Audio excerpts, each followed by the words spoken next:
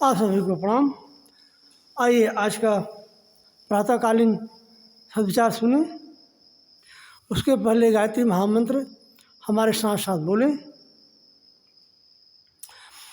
ओम भूर्भुवः स्वः तत्सवितुर्वरेण्यं भर्गो देवस्य धीमहि धियो यो नः प्रचोदयात्।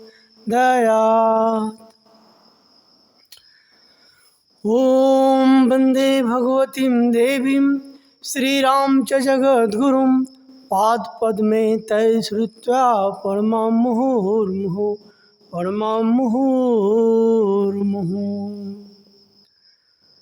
भगवान श्री गणेश जी को हमेशा प्रथम पूज्य हैं, उनका अवश्य हमें ध्यान करना चाहिए।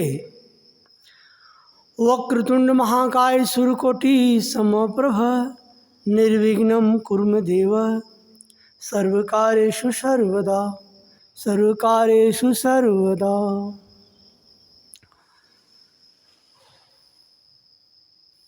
हे मनुष्य, तुम बीच में खड़े हुए हो। हे मनुष्य, तुम्हें परमात्मा की आदि शक्ति के मध्य में खड़े हुए हो। तुमसे ऊंचे कौन कौन से हैं?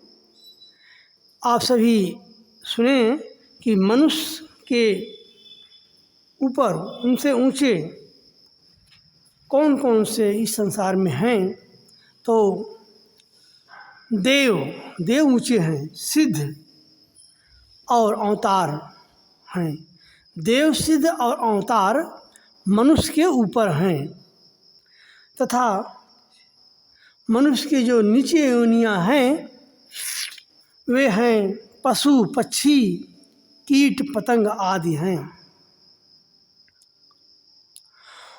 ऊपर वाले जो ऊपर मनुष्य के ऊपर जो योनियां हैं, ऊपर वाले केवल मात्र सुख ही भोग रहे हैं। जो मनुष्य के ऊपर वाले योनियां हैं वे मात्र सुख ही भोग रहे हैं, और नीचे वाले दुख ही भोग रहे हैं। उनको दुख ही मिल रहा है भोगने को। तुम मनुष्य ही ऐसे हो जो सुख और दुख दोनों एक साथ भोगते हो। यदि तुम चाहो तो नीचे पशु पक्षी भी बन सकते हो, और चाहो तो देव, सिद्ध, अवतार भी बन सकते हो सकते हो। यदि तुम्हें नीचे जाना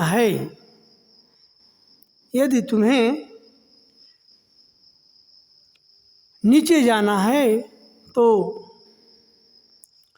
खाओ पियो और मौज करो। अगर मनुष्य से नीचे योनियों में जन्म लेना है तो खाओ पियो और मौज करो। तुम्हें तो सुख के लिए धन चाहिए, वह चाहे न्याय से मिले या अन्याय से। नीचे आने में बाधा या कष्ट नहीं है। पहाड़ से नीचे उतरने में देर नहीं लगती।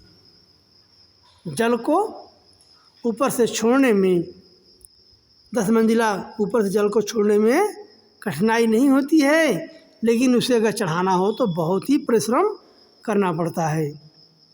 ठीक इसी तरह यदि तुम अपने भाग्य को नष्ट करना चाहो तो कर सकते हो, परंतु इसके बाद में तुम्हें पश्चाताप के सिवा और कुछ हाथ नहीं लगेगा।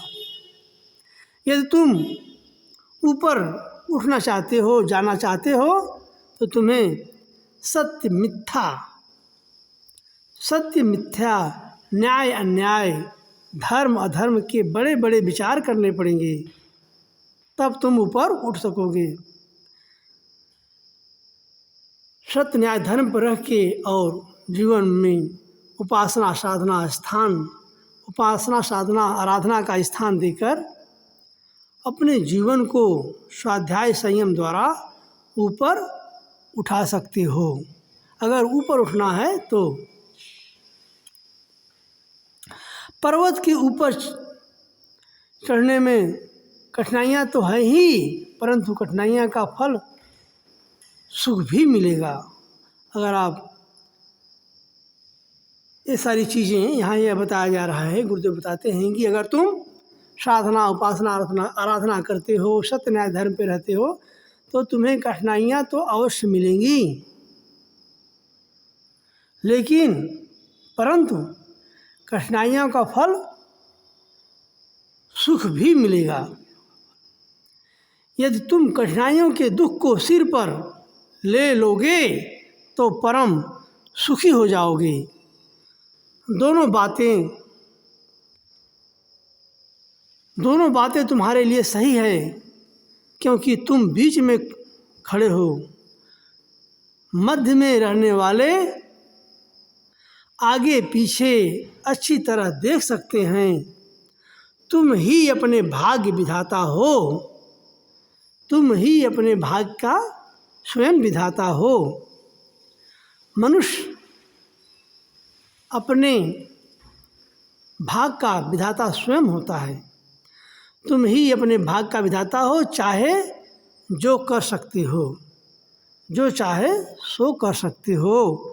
तुम्हारे लिए उपयुक्त और अनुकूल समय है, तुम्हारे लिए उपयुक्त और अनुकूल समय यही है। समय चूक जाने पे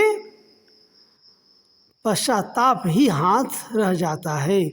गुरुदेव यहाँ हम सभी को बहुत अच्छी तरह से समझा रहे हैं कि अगर समय निकल गया तो पश्चाताप ही करना पड़ेगा। एक कहावत है कि क्या वर्षा जब कृषि सुखानी, ऐसी वर्षा से क्या लाभ जब फसलें सूख जाएं। वैसे ही यहाँ पे बताया जा रहा है कि हर एक काम समय से करो। अगर समय चूक जाए तो वह काम अधूरा रह जाता है, पूर्ण कभी नहीं होता। समय चूक जाने पर केवल हाथ ही मलना पड़ता है, पश्चाताप की अग्नि में ही जलना पड़ता है, पश्चाताप ही करना पड़ता है और कुछ हाथ नहीं लगता।